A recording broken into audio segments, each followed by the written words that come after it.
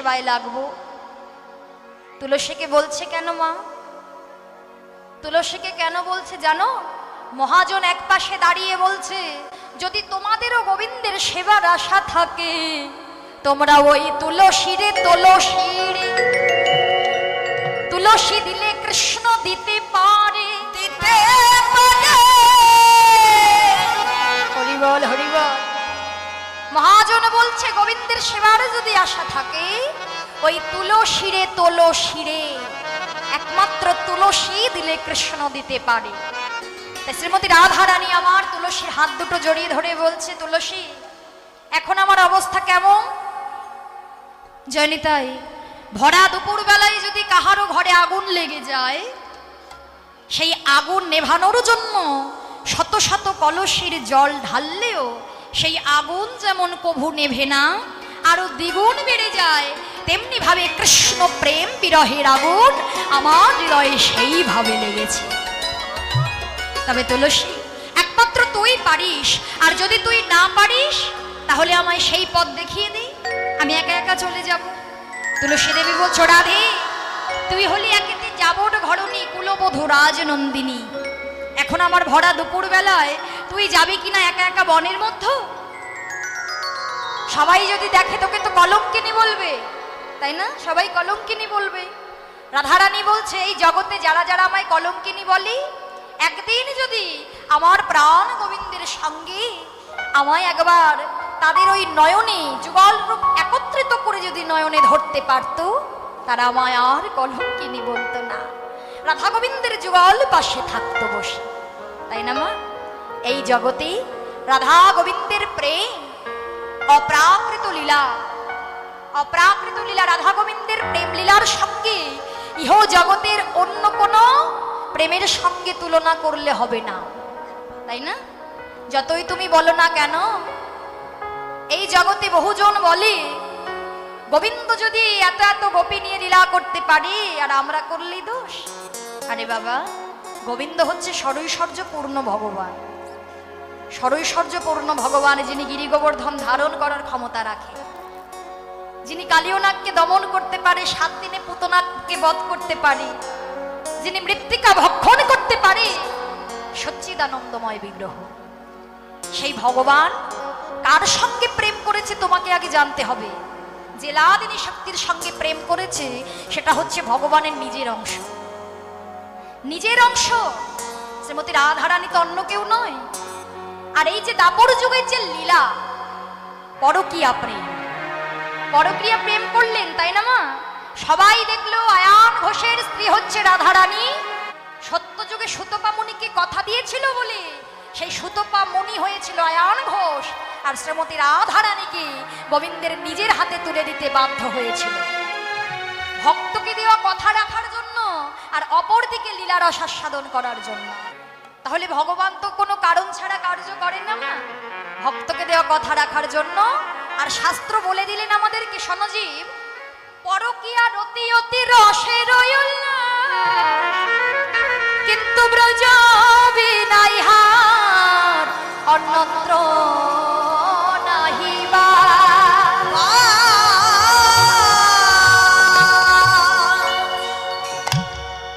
শাস্ত্র কি বলছে? পরকীয়া প্রেম রস তখনই উত্তম হবে যখন তুমি প্রিয়তম রূপে একমাত্র গোবিন্দের সঙ্গে তুমি প্রেম করতে পারবে। তাহলে অন্য কোনো কেউ নয়, গোবিন্দের সঙ্গে যদি তুমি পরকীয়া প্রেম রস করো তাহলে সেটা হবে উত্তম। আমাদের ক্ষেত্রে প্রযোজ্য নয়, হ্যাঁ, সেটা অপ্রাকৃত লীলা, গোলকের গোপন লীলা। রাধা গোবিন্দের প্রেম লীলার সঙ্গে ইহ জগতের প্রেম লীলার কোনো তুলনা চলে না। কেননা রাধা গোবিন্দের প্রেম লীলা আর ইহ জগতের প্রেম লীলা দেখতে এক হলেও বাবা ব্যাপারটা কেমন বলো তো, আস্বাদনে আকাশ আর পাতাল ফাড়া। দেখবেন বাবা, এক হাড়ি মাটির ভাঁড়িতে যদি চুন রাখা হয় মাটির ভাঁড়ে, আর এক ভাঁড় যদি দই রাখা হয়, দুটো কিন্তু দেখতে একরকম হয়, তাই না? এক হয় তো বাবা? যদি মাটির পাত্রে এক হাঁড়ি চুন রাখেন আর এক হাঁড়ি দই রাখেন, পাশাপাশি যদি রাখা হয় আপনি ধরতে পারবেন না কোনটা চুন আর কোনটা দই। কেননা মাটির দুটো হাঁড়ি ঘামে, চুনের হাঁড়িও ঘামে, দইয়ের হাঁড়িও ঘামে। উপরে সর পড়ে, দইয়ের উপরেও সর পড়ে, তাই না? পড়ে তো, চুনের উপরে একটা সর পড়ে, দইয়ের উপরেও সর পড়ে। আস্বাদন করুন, আপনি যদি এক হাঁড়ি দইয়ের হাঁড়ি থেকে যদি 1 চামচ দই বদনে দেন, একেবারে হৃদয়টা জুড়িয়ে যাবে, তাই না? আর যদি চুনের হাঁড়ি থেকে 1 চামচ চুন মুখে দেন, কি হবে? একেবারে সারা জীবনের মতো জয় নিতাই, একেবারে জিহ্বা এমন পুড়ে যাবে, কোনোদিন এই জন্মে তোমায় আর কোনো স্বাদ গ্রহণ করতে হবে না। নেতাই গৌর হরি বল। এর জন্য দুটো দেখতে একরকম, কিন্তু আস্বাদনে আকাশ আর পাতাল ফাড়া। তাই তো বললেন, আমাদের যদি দুজনকে একত্রিত করে নয়নে ধরতে পারতো কোনো জীব, যারা যারা কলঙ্কিনী বলে তারা আর কলঙ্কিনী বলতো না। তাই তুই আমায় উপায় করে দে। তাই তুলসী দেবী বলছে, শোন রাধে, তোকে যেতে হবে না, আমি যাচ্ছি দে। তবে হ্যাঁ, এই যে মালাটা গেঁথে রেখেছি, এটা গোবিন্দেরকে প্রসাদী করে তবে আমার কাছে আবার নিয়ে আসবি, গোবিন্দের গলায় পরিয়ে রেখে আসিস না। হ্যাঁ, ঠিক আছে। আর যখন যাবি, প্রথম কথা হলো আমার বধূর সাথে কথা বলবি না, আগে কথা বলবি না। আর দ্বিতীয় কথা হলো, গোবিন্দের বদন পানে নয়ন দিবি না। আর কথা বলবি, নারীর মান যেন যায় না। বেশ, এবার আমি যাত্রা করি।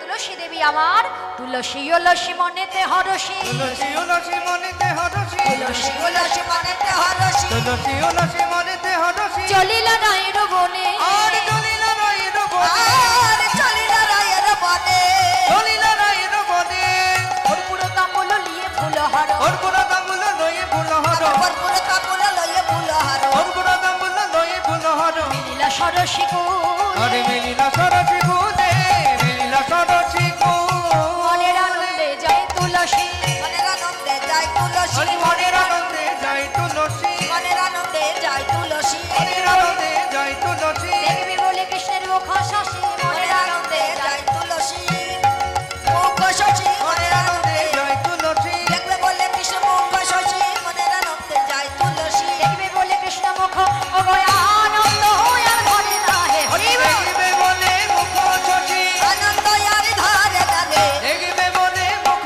শশী, মনের আনন্দে যায় তুলসী। হরি বল হরি বল। মনের আনন্দেতে চলেছে। যখন যাচ্ছে, গোবিন্দ বলছে, সোয়ালকে ডেকে ডেকে বলছে, হ্যাঁ রে, ওটা রাই কিঙ্কিরি তুলসী না? তুলসীকে দেখতে পেয়ে গোবিন্দ আমার ডাক ছাই, তুলসী এখানে আয়, আমি তো এখানে বসে আছি। কিন্তু তুলসীর ডাক শুনতে পেয়েও, তুলসী ডাকটা শুনতে পেয়ে অন্য পথে চলে যাচ্ছে। কেন বাবা, কেন চলে যাচ্ছে গো মা? তুলসী গোবিন্দের ডাকটা শুনতে পেয়ে চলে যাচ্ছে কেন অন্য পথে? ভগবানকে মনে মনে বলছে, আজকে ডেকে দেখো তোমার কেমন লাগে। ডাকিলে যদি ডাকের সাড়া না পাওয়া যায়, যুগ যুগ ধরে কত যোগীমুনি ঋষি তোমায় ডাকে, বিশ্ব সংসারের জীবগণ তোমায় ডাকে, ডাকতে ডাকতে তাদের প্রাণ প্রদীপ নিভে যায়। একবার তোমার ওই চরণ দর্শন করবে বলে, বদন দর্শন করবে বলে কত জীবের প্রাণ প্রদীপটা নিভে যায়। প্রভু তুমি কৃপা করো না, দর্শন দাও না। আজকে রাধা প্রাপ্তির বাঞ্ছা লয়ে তুমি আমায় ডাকছো, আমিও সাড়া দেব না। ডেকে দেখো, ডাকলে যদি ডাকের সাড়া না পাওয়া যায়, সেই ভক্তের প্রাণে কত ব্যথা হয়, কত যন্ত্রণা হয়। গোবিন্দ মনের ভাব বুঝতে পেরে বলছে, হ্যাঁ রে তুলসী, এই জগতে কোনো জীব যদি আমায় ভালোবেসে ডাকে, ভগবানের নাম হচ্ছে ভক্তবাঞ্ছা কল্পতরু। ভক্ত যদি ডাকে, ভগবান ফেরাতে পারে না। আরে একটু সুরে সুরে কাঁদ। আমার যায় প্রতিবারে আমি কাঁদবো সুরে সুরে সুরে সুরে সুরে কাঁদ। ওরে বাবা, সুরে খারাপ কথা বললেও ভালো লাগে। তুই যেভাবে কাঁদছিস, জটিলা আসবে না। ভালো করে একটু সুরে সুরে কাঁদ। হ্যাঁ, এবার যখন কাঁদছে, হ্যাঁ, রাধে রাধে। এবার দুপুর বেলায় কারোর ঘরের যদি বউ কাঁদে, এটা মঙ্গল না অমঙ্গল মা? অমঙ্গল, তাই না? জটিলা বুড়ি চিন্তা করছে, সর্বনাশ, ভরা দুপুর বেলায় ক্রন্দনের ধ্বনি কোথা থেকে আসছে? ও বাবা, এই তো আমার বৌমার ঘর থেকে আসছে। হ্যাঁ, একেবারে ছুটে গিয়ে বলে লয়ে কয় জটিলে কেন কাঁদো মায়, বলে লয়ে কয় জটিলে কেন কাঁদো মায়, বলে লয়ে কয় জটিলে কেন কাঁদো মায়, বলে লয় কয় জটিলে কেন 10 নয় 5 নয়, একটা মাত্র ছেলে, আর একটা মাত্র ছেলের বউ, এত সুন্দর বউ, সে কাঁদে কেন? কি হলো বৌমা, তোমায় কি আমার মেয়ে কুটিলা কিছু বলেছে? না না না সর্বনাশ, এত কাঁদছে কেন গো? এই পাড়া পড়োশি কিছু বলেছে? না, এরা ভালো। এরা ভালো? আমার বৌমাকে আমি মারবো, ধরবো, কাটবো, যা খুশি তাই করবো, পাড়া পড়োশি কিছু বললে তো ছাড়বো না। ও, তাহলে বুঝি আমার ছেলে কিছু বলেছে বৌমা? না, ও তো ফিটেই আসে না। এই আসে না বলছে। তাই তো, তাহলে কি হলো ব্যাপারটা আমি তো কিছুই বুঝতে পারছি না। আর কেঁদো না বাবা, কাঁদতে কাঁদতে আমার সোনার চাঁদ বৌমা মুখটা একদম রক্তিম পূর্ণ হয়ে গেল। ওরে বাবা আর কেঁদো না, কি হয়েছে বলো? আবার কহে ধনী শেষ রজনে স্বপ্ন দেখতে পাই, ধনী শেষ রজনী স্বপ্ন দেখতে পাই। স্বপ্ন দেখেছো? আরে বাবা, স্বপ্ন দেখে কেউ কাঁদে? কাঁদে মা স্বপ্ন দেখে? স্বপ্ন আমার সত্যি হয় নাকি? বলছে যে আমি তো যখন তখন স্বপ্ন দেখিনি, আমি নিশীতে স্বপ্ন দেখেছিলাম। দেখবেন মা, যদি নিশীতে কুস্বপ্ন দেখা হয় না, মনটা দেখবেন কেমন ভয়ে কেমন করতে থাকে, তাই না? কেননা শোনা হয় শেষ নিশির স্বপ্ন মিথ্যে হয় না। তা তুমি কে দেখেছো বৌমা বলো? ও মা, আমার পতিত, আমার পতিত, আমার পতিত। পতিত। আরে বাবা, কখন থেকে পতি পতি করে যাচ্ছে, কি হয়েছে পতির? আমার পতি কালো কবল পতিত, অতি কালে কবলে পতিত, কালো কবল পতিত, অতি কালে কবলে পতিত, আমার পতিত, আমার পতিত। পতিত। কি হলো? কালো কবল পতিত মানে তোমার পতি আর কি হবে? ও ও বৌমা, সর্বনাশ, তোমার পতি মানে আমার ছেলে আয়ান না? হ্যাঁ, কালো কবল পতিত। ও বৌমা, কি হবে গো? আমি জানি না মা, আমি যে দেখলাম নিশীতে আমার পতি মারা যাবে। সর্বনাশ।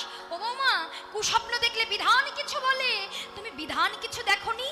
হ্যাঁ মা, সূর্য দেবা করিলে পূজা সকল বিপদ যাবে, নইলে পতির কি দুর্গতি, তাই তো মরে তাই গো মরে ভেবে। ও, বিধান হলো সূর্য পূজা করা। বুঝতে পেরেছি, বুঝতে পেরেছি, আমি তো ভুলেই গিয়েছিলাম। কি হলো? আমার বেয়াই, হ্যাঁ, রাধারানী হচ্ছে বৃষভানু রাজার মেয়ে, তাই না? বৃষভানু আমার বেয়াই, যখন তোমার সঙ্গে আমার ছেলের বিবাহ হয়েছে, তোমার সঙ্গে আমার ছেলের বিবাহ দিয়েছিল, তখন বেয়াই মশাই আমার হাতটা ধরে বলেছিল, বেয়া, হ্যাঁ, একেবারে মুখটা একদম সেই ভঙ্গি নিয়ে বলেছিল বেয়া।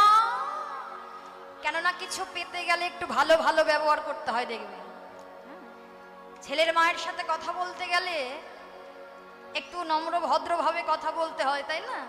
হাত দুটো ধরে বলেছিল, বেয়া, আমার মেয়েকে বছরে একবার হলেও আপনি সূর্য পূজা করতে পাঠাবেন। আমি তো ভুলেই গিয়েছিলাম, তার জন্যই বুঝি এই অমঙ্গল। না না, যাও বৌমা যাও, আমার সন্তানের মঙ্গলের জন্য আমি মা হয়ে, প্রত্যেকটা মায়ের দুর্বল জায়গা হচ্ছে ওই সন্তান। সন্তানের সম্পর্কে যদি কিছু বলে, আর দেখবেন সেই মা স্থির থাকতে পারে না। তার জন্য যা করতে হয় সেই মা কিন্তু তাই করে, তাই না মা? আমার সন্তানের মঙ্গলের জন্য তোমায় যা করতে হয় তুমি তাই করো।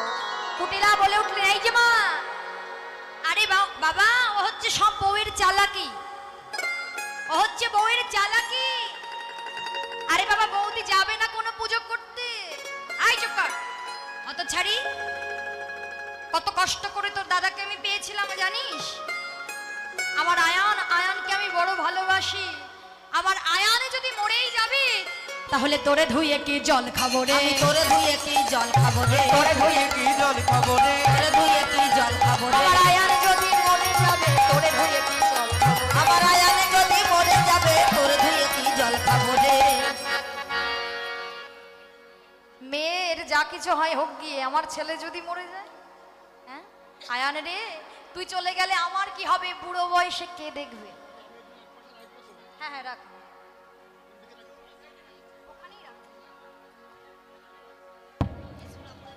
তোরে ধুয়ে কি আমি জল খাবো? ঠিক আছে বেশ, তবে আমিও সূর্য পূজা করতে যাব সংসারের মঙ্গলের জন্য। সখীরা বললেন সর্বনাশ, যদি ওই কুটিলা যায় তাহলে আমরা কি করে গোবিন্দের সঙ্গে দেখা করব? রাধারানী বললেন চুপ কর, সময় বুঝে সব ব্যবস্থা করব। তা যেসব মায়েরা সূর্য পূজা করবেন সবাই সূর্য পূজার ডালাগুলো নিয়ে সবাই এক এক করে চলে আসুন, কেউ বিলম্ব করবেন না, সবাই এক এক করে চলে আসুন। আর যারা মায়েরা একটু পেছনে সরে যান, আগে থেকেই বলেছিলাম একটু পেছনে সরে সরে বসুন, মায়েরা নৃত্য করবে, বড় অসুবিধা হবে।